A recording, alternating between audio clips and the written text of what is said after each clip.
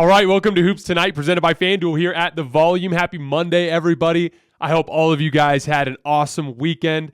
Today was NBA Media Day, and it was good to see all of the players in their jerseys, getting their picture taken, interviews, all the good stuff. The Twitter timeline was full of NBA basketball. It felt good. That is the day that kicks off 9 months of NBA basketball going through mid-June, and I could not be more excited. Here's the plan for this week. Today, we're going to cover Media Day, but inevitably, I'm going to miss some stuff because there's just hundreds of different quotes and pieces of information that we're going to get today. Tomorrow, we're going to focus on the Warriors Media Day, as well as anything that I missed today. Today, it's going to be a lot of Lakers, a lot of Nets. We'll also hit some Sixers, we'll hit some Suns, we'll hit some Pelicans. Tomorrow is going to be Warriors and anything else that I missed. We're also going to continue our power rankings this week. Number 4 will be tomorrow.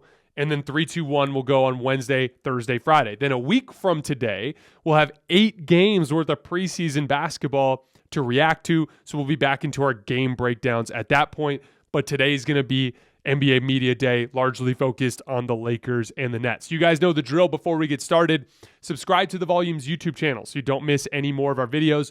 Follow me on Twitter at _JasonLT so you guys don't miss any show announcements. And last but not least, if you miss one of these shows and you can't get back over to YouTube to finish them, you can always find them wherever you get your podcasts under Hoops Tonight. Quickly before we get started, as you gear up for fall, it's never been more important to have the right people on your team to make sure your small business is humming on all cylinders. LinkedIn Jobs is here to help you find the right people faster and for free. My wife helps run a small business here in Tucson, so naturally I hear about it every single day when she gets home from work. That's the job. But I can't tell you how much it makes a difference for her in her day-to-day operations when she's got the right person in the right job. That will go miles towards making your business run smoother. Create a free job post in minutes on LinkedIn Jobs to reach your network and beyond to the world's largest professional network of over 810 million people. Then add your job and the purple hashtag hiring frame to your LinkedIn profile to spread the word that you're hiring so your network can help you find the right people to hire. Simple tools like screening questions make it easy to focus on candidates with just the right skills and experience so you can quickly prioritize who you'd like to interview and hire. It's why small businesses rate LinkedIn Jobs number 1 in delivering quality hires versus leading competitors. LinkedIn Jobs helps you find the candidates you want to talk to faster. Did you know every week, nearly 40 million job seekers visit LinkedIn? Post your job for free at linkedin.com/Timpf. That's linkedin.com/Timpf to post your job for free. Terms and conditions apply. And on that note, let's talk some basketball. We're going to start with the Lakers, and we're going to start with Russ, but it's going to be quick because, as you guys know, I have a rule. We'll get to that in a second.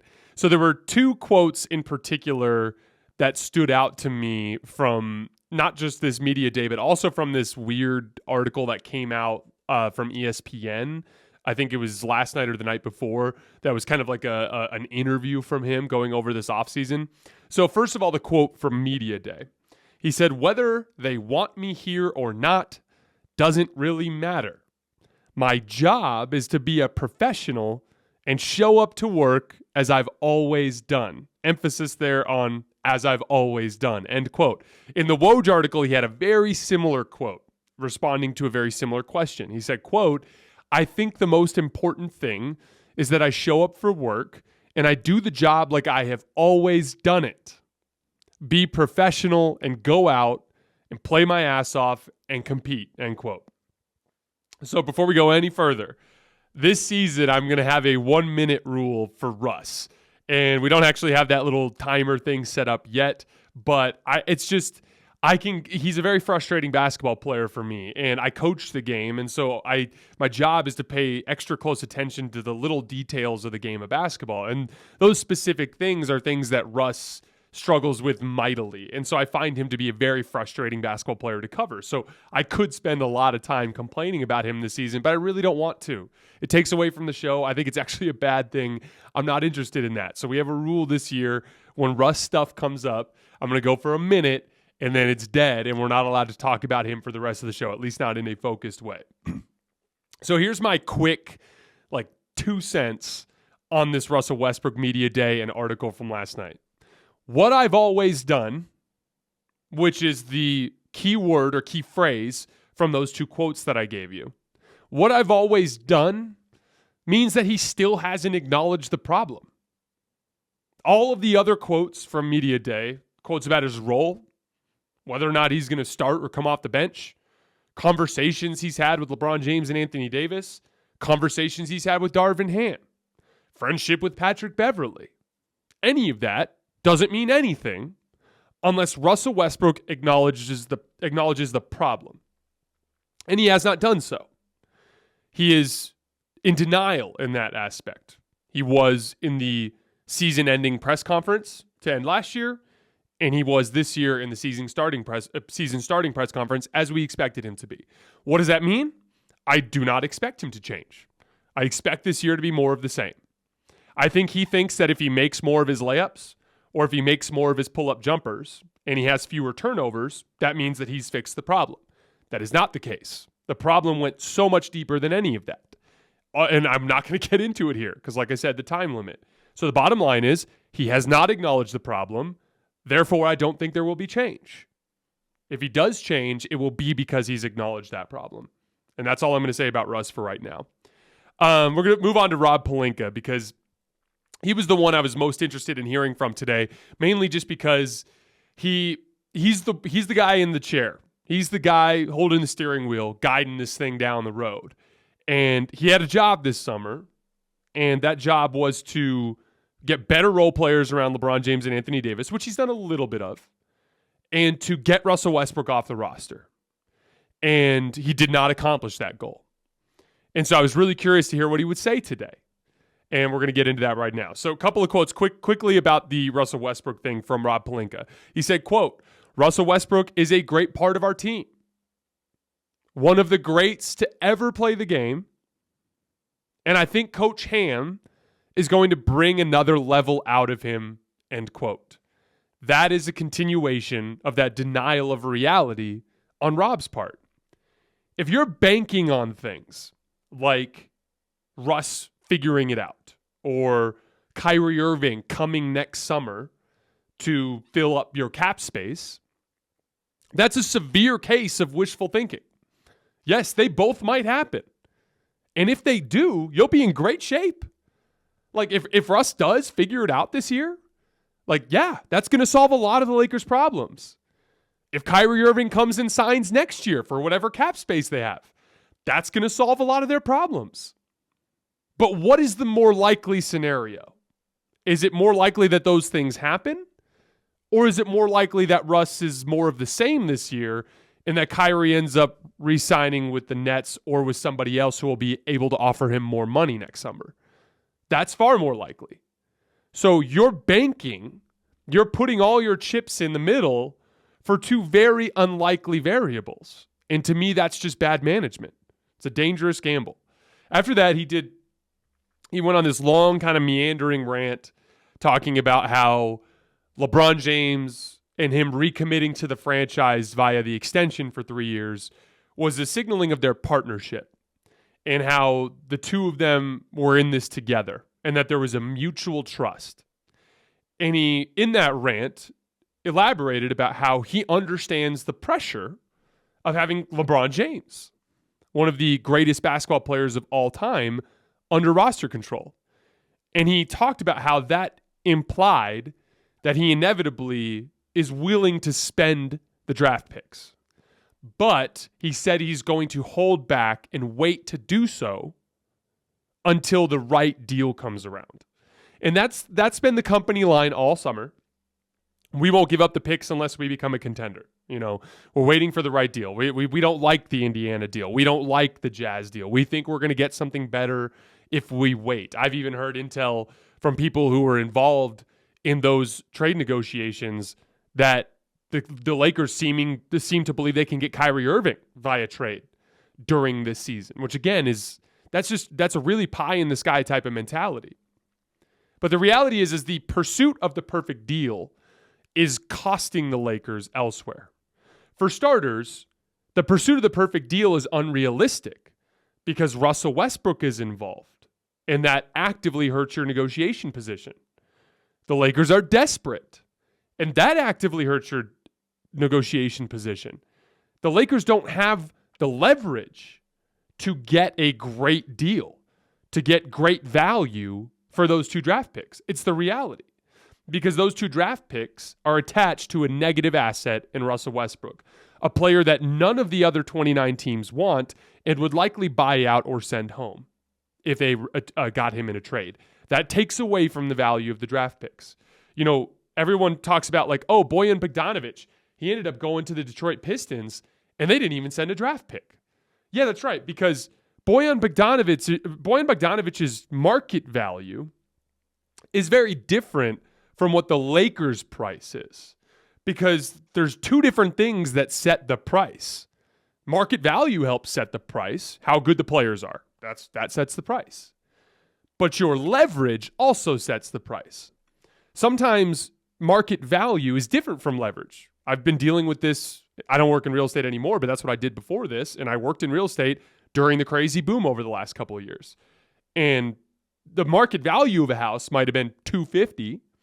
But if there are 15 people negotiating and the leverage is in the hand of the seller because he's got 15 offers, then it's going to inevitably bid things up above what market value is. And the truth of the matter is the Lakers, because they were desperate, because they have LeBron James in year 20, and because they're offloading Russell Westbrook, those 3 things undercut their leverage and made it so the market price for these deals is different for them than it is for other teams. And that's why they can't get Bojan Bogdanovic for the same price that the Detroit Pistons can. And that's why they might have to include their draft picks in order to get a deal. But that's the only one side of this. Let's say that there is a better deal in the future. Let's say that around the deadline, there's a better deal. Or next summer, they think they can get more for some combination of picks or cap space or whatever it is. Whatever you view in the future as the better outcome. Opportunity cost still plays a role here. Losing training camp as an opportunity to build continuity with your players, that hurts you. That is a loss of value. There's not a lot of practice during the regular season. If you make a deal at the deadline, you might get 4 or 5 practices the rest of the season to sort things out. So not getting the deal done this summer cost you in value. You're losing a season of LeBron's prime, especially if you wait into the end of this, if you wait into this summer, or if you wait to the deadline and it hurts your seeding so much that you lose in a first round series against the Warriors because you're a 7 seed or an 8 seed and you didn't take this regular season seriously with an eye towards the future. That's value. Year 20 of LeBron, year 21 of LeBron, and year 22 of LeBron will experience significant declines in all likelihood. That's just father time. That's just how it works. That's part of the value in you waiting. How much does that counteract the value proposition of an alleged deal? If I factor in LeBron's age and continuity and all of those things, it hurts you. So maybe you can get something better than Bojan Bogdanovic, or let's just say Miles Turner, because he's gone now. Let's just say Miles Turner and Buddy Hield. Maybe you can get something that's 20% better, but you're going to lose 20% in value in LeBron aging and continuity and all of those things. That's what I don't understand about this approach. And the bottom line is, I think it's because they want a star. I think it's they think that a star is going to fix their problems. And for whatever reason, they've never been able to wrap their brains around the concept that LeBron James, Anthony Davis, and good role players equals a basketball team that has a chance to win an NBA championship. It's always been that simple. The one year it all worked out was the year they didn't chase after. Well, they tried, and they literally tried to. They tried to go after Kawhi, and it didn't work out. And as a result, they had LeBron James, Anthony Davis, a bunch of role players, and they won an NBA championship. Ever since then, they've been looking for the third guy. First, it was Schroeder. Then it was Russell Westbrook. Now it's Kyrie Irving. Their endless pursuit of that, in the face of evidence that is to the contrary, is why they're in this predicament. So the whole thing surrounding Rob Pelinka's in his strategy with these trades does not make any sense to me. And I think it's actively hurting their prospects moving forward. One last note on the Rob Pelinka front. There was a little moment where him and Darvin Ham were talking about shooting, which is, look, In the LeBron James, Anthony Davis era, the Lakers have never had good shooting. This past season they had some good shooters, but they still didn't actually perform to that extent because of the fact that they often had to divert to defensive players, right? This year is going to be worse than all of them. This is going to be the worst shooting roster in the NBA this year. This is going to be the worst shooting roster that the LeBron James, Anthony Davis era has ever had. This is probably the worst shooting roster that LeBron James has ever played with, a player that has consistently played well alongside good three-point shooters. And this was Rob Pelinka's answer when he was asked that. He said that he expects players on the roster to grow and improve. Well, okay then. I hope they do. Because if they don't, it's going to be a problem. Darvin Ham, when he was asked the same question, said, quote, "We're not trying to find specialists. We want basketball players," end quote. And you know what's funny? I 100% believe in that. That basketball ideology is one that I believe in very strongly. Especially as the game has gone towards 5 out and drive and kick has been the best way to get good shots, it's been more important ever to have guys that are well-rounded.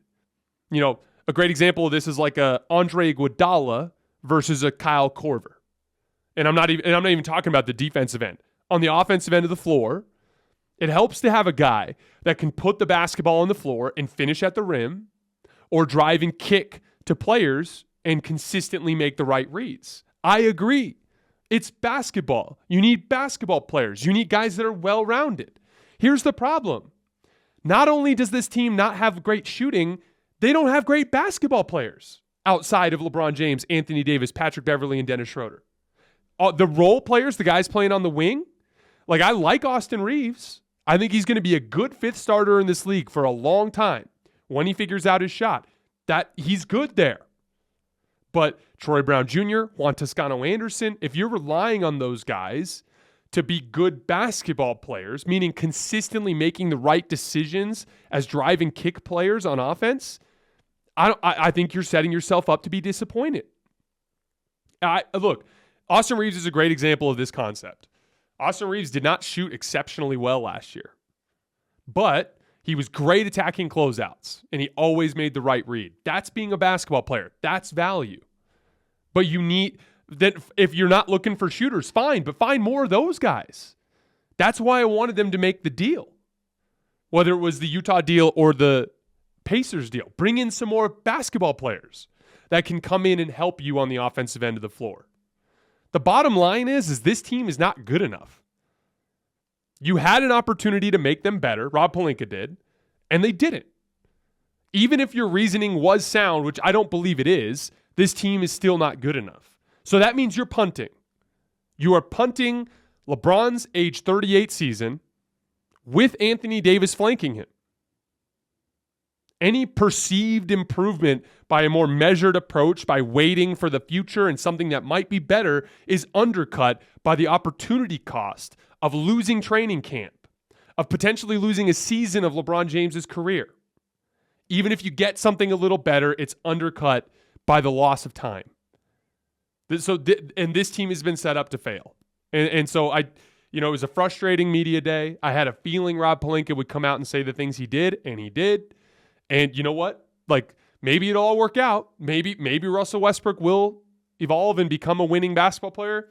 Maybe Kyrie Irving comes at the deadline or comes next summer and then everything works out. I just find it extremely unlikely. There was a more likely outcome. Give me LeBron James, Anthony Davis, Patrick Beverley, Dennis Schroeder, Austin Reeves, Kendrick Nunn, Miles Turner, Damian Jones, Buddy Hield. I can win a championship with that group. But the hypothetical of Kyrie, I can't take that to the bank. And that's why I didn't understand the approach. One last note on Media Day, LeBron James and Anthony Davis. LeBron was asked about his most important thing coming into the season, and he said, quote unquote, availability is the most important thing in this league, end quote. LeBron James and Anthony Davis's availability is going to be the thing that determines the outcome of this season, regardless of anything else. Even if they did make a deal and bring in better players, if LeBron and AD combine to play 90 games, they're going to be a play-in team or miss the playoffs. But if they both play 70-plus games, that covers a whole lot of stuff. It keeps Russ in an ancillary role, which gives him at least a better chance of becoming a better role player. It also demonstrates to the front office that this group is something that they can believe in and invest in more by making the trades. And the big guy I want to watch in this department is Anthony Davis. He said in the press conference that he plans to have a chip on his shoulder this season. I had him 18th in my player rankings. ESPN came out and had him 20th in their player rankings. I think that's fair. He doesn't deserve to be above the players that are in front of him. Not with the way he's played, even when he's healthy the last couple of years. And when you factor in health, you could argue he should be lower. This is the season that will define Anthony Davis's career. We're either going to look back at this as Anthony Davis, the guy who quickly became one of the best power forwards of all time, who had a dominant NBA championship winning run in 2020, who then had a couple of bad years with injury and then went right back to kicking everybody's ass. Or the story is going to be he won the title in 2020 and he never was the same player. This is the season where we find out. Because once you've done that 3 times in a row, that's just who you are. If you don't take care of your body and you come into camp out of shape and you play overweight and you end up suffering a bunch of injuries and you do it in 2021, in 2022, and in 2023, then that's who you are. But if he comes back this season and he kicks everybody's ass, he will categorically explain the previous 2 years as an outlier. And so the pressure's on AD to get it done. Moving on to the Nets. So Kyrie said, quote, "I didn't appreciate how me being unvaccinated came to be a stigma within my career that I don't want to play." End quote. Said later on, "I gave up 4 years and $100-something million to be unvaccinated." End quote. And this is just kind of more similar to the Russ thing, just another example of a lack of self-awareness.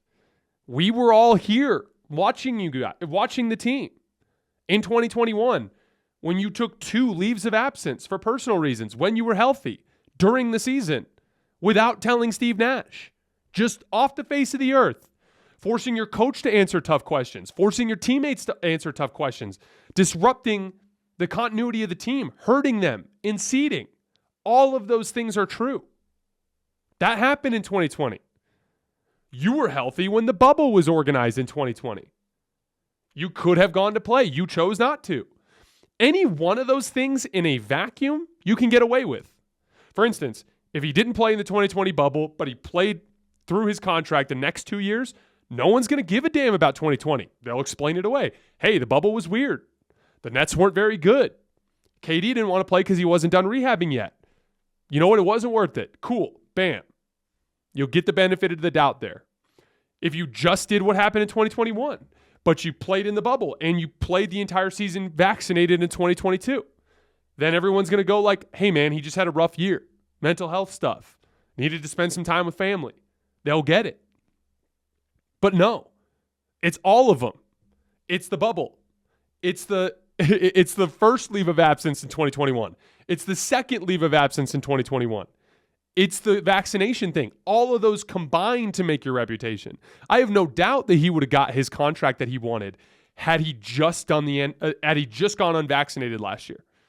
There are a lot of players around the league that did that. Jonathan Isaac did that. It's not like the Magic are trying to dump Jonathan Isaac. At least not yet. And if they do, it's going to be because of his knee injury. The reality is his reputation is well earned. And he doesn't see that. And that's the biggest thing that stands in the way of Russell Westbrook and Kyrie Irving in their own self-improvement in this league is acknowledging their own shortcomings. They're just, they go down with the ship. They're in denial. You know, in general with Nets Nets media day, I was looking at the drama between KD and Kyrie, right? And everyone said the right things. You know, they asked Steve Nash about it. He said the right things. You know, KD and I are family. This kind of stuff happens with family. We sort it out. You know, Sean Marks, this is a partnership. If KD wanted to be gone, he'd be gone. KD, I understand the dynamics. I have a ton of trade value. It was going to be tough to move me. Everyone said the right things. But the reality is that damage was done. The Kyrie stuff caused damage. The Kevin Durant stuff caused damage. The ultimatum surrounding Sean Marks and Steve Nash, that caused damage. All of it's still there. How much damage? I don't know. They only know. But there's some amount of damage that was done there emotionally and for the people involved. If they win right away and often, these issues will sink under the surface. But if the losses start to pile up, everyone will immediately revert back to that damage and remember that damage. So the risk is not gone. Even though they say all the right things, even though everyone is allegedly bought back into this thing, the damage is not gone. If the losses pile up, everyone will circle back to this summer. So it's on the basketball players to erase this thing. If Ben Simmons, Kyrie, and KD come out and they beat everybody's ass, no one's going to care about this summer. But make no mistake, the damage is still done and it is not gone. It just can be hidden as long as they're successful. So there were a couple of quick hitters I wanted to hit before we get out of here. Philly. James Harden said he's been dieting and that he's lost 100 pounds. He said, tweet that. Obviously, he's joking. But I have been the first guy on the James Harden revenge tour take, and I like what I'm seeing so far. Obviously, we need to see real basketball, but I like what we're seeing so far. He did specifically mention dieting. He did specifically mention him being healthy and being able to work out this summer. I did think that was a little strange, though, because the reality is a lot of his health issues were associated with his weight, in my opinion. But I like what I'm seeing from James Harden. I think he's poised for a big season. And if it's true that he's lost weight, that's the first step. Speaking of losing weight, Zion Williamson looks good. He's got some muscle definition, less doughy. And for him in particular, it's important on a couple of different levels. Specifically, health. His body will continue to break down if he plays heavy. Foot injuries like he had, that's associated with weight. That's impact. That's you landing. Him being slim will help in that department. And the big one is defensively. I never looked at Zion's weight as an issue on the offensive end of the floor. If anything, when you put on weight, you just become more difficult to keep away from the rim. But on the defensive end of the floor, if he's going to cover ground in rotation, containing on the perimeter, if he ever is going to be a good backline defender, and if he's going to be able to hold up over the course of an 82-game season and a playoff run, he needed to keep his weight down in order for him to be able to do that. He looks good. Again, same with James Harden. When it comes to Zion and when it comes to James, it's not about the stories. It's not about what you see in media day. It's about what happens on the court. But I like what I'm seeing so far. Last but not least, Phoenix. There was this awkward moment where one of the reporters asked DeAndre Ayton what he thought when the Suns matched the Pacers' offer to him this summer. And he said the right thing, but he said it in kind of an awkward way. He's like, I'm glad it was over. Glad to be here. And then the reporter's like, is that all? And he's like, yeah. Just kind of like deadpan. And there's kind of a weird energy hanging over the Phoenix Suns this season. And we talked about them in the season previews. I had them at 7th in my power rankings. All the talent is still there. Chris Paul, Devin Booker, Mikal Bridges, and Jay Crowder, I guess, is going to be traded. Cam Johnson, whoever it is that slides into that spot, and DeAndre Ayton. They're going to kick a lot of people's asses. They're going to win a lot of regular season basketball games, I believe. But there is a lot brewing under the surface. There's the lack of faith in Chris Paul and his weight, or his health, and whether or not he can hold up over the course of the playoff run. There's Devin Booker, who had another injury in the playoff run last year, and he's been dealing with injuries over the course of his career.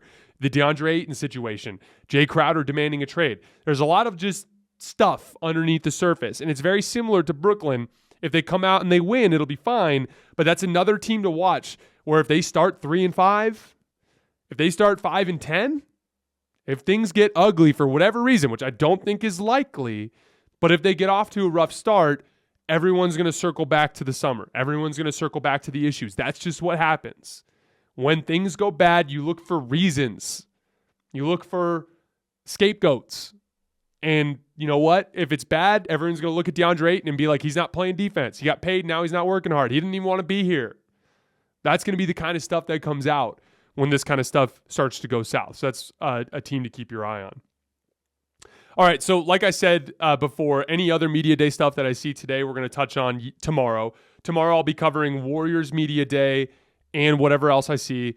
And then we'll also in the evening have number 4 of our power rankings coming out. So keep an eye there. And then Wednesday, Thursday, Friday this week will be number 3, 2, 1. And then next Monday, we'll be starting our game breakdowns. As always, I sincerely appreciate your guys' support. I'm super stoked for a full NBA season. We got 9 months of basketball on the horizon. I'm looking forward to it. I will see you guys tomorrow.